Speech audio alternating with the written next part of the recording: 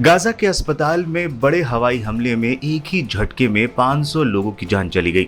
Hamas ने एक बयान में इस हमले के पीछे इजराइल को जिम्मेदार ठहराया है, जबकि इजरायली पीएम नेतन्याहू ने इस हमले का ठीकरा हमास के सिर फोड़ा है। दुनिया भर के देशों ने इस हवाई हमले की काफी निंदा की है। इजराइल के लिए समर्थन जुटा रहे अमेरिका को इस हवाई हमले ने बड़ा झटका दिया है। अरब देशों ने बाइडेन के साथ अपनी शिखर बैठक रद्द कर दी है।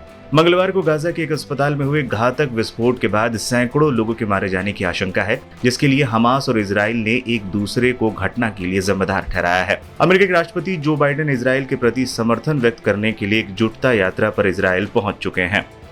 गाजा के अस्पताल में हुए हवाई हमले का इम्पैक्ट इजराइल और अमेरिका पर भी देखने को मिल रहा है। इजराइल के लिए समर्थन जुटा रहे जो बाइडेन को बड़ा झटका तब लगा जब अरब देशों ने उनके साथ शिखर वार्ता रद्द कर दी। जॉर्डन के विदेश मंत्री ऐवान सफादी ने घोषणा की कि बुधवार को अम्मान में जॉर्डन के राजा अब्दुल्ला, मिस्र के राष्ट्रपति अब्दुल फतेह अल सीसी और फिलिस्तीनी प्राधिकरण के अध्यक्ष महमूद अब्बास के साथ होने वाली बाइडेन की शिखर बैठक रद्द कर दी गई है। तीनों ही अरब देशों ने इस हमले का विरोध जताते हुए कहा है कि ये गलत है और ऐसी स्थिति में वार्ता नहीं हो सकती। अरब देशों का यूं बातचीत से ही इनकार करना अमेरिका के लिए झटका है, जो वार्ता की मेज पर लाकर युद्ध खत्म कराना चाहता था। यही नहीं, इन देशों से पहले सऊदी अरब के क्राउन प्रिंस मोहम्मद बिन सलमान भी अमेरिकी विदेश मंत्री एंटनी ब्लिंकन को जलील कर चुके हैं। क्राउन प्रिंस से मिलने रियाद पहुंचे ब्लिंकन को मीटिंग के लिए 15 घंटे तक इंतजार करना पड़ा था। शाम को शेड्यूल मीटिंग के लिए वो इंतजार करते रहे और प्रिंस ने उनसे अगली सुबह ही बात की। गौरतलब है कि इस पूरे संकट में अमेरिका और यूरोपीय देश फ्रांस, जर्मनी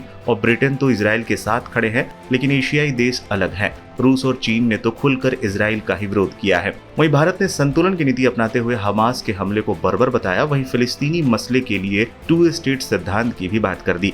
अब अस्पताल पर हुए हमले ने हालात को और खराब कर दिया है और इस तरह के माहौल में अमेरिका के लिए इजराइल का समर्थन और विरोध दोनों ही मुश्किल हो गया है।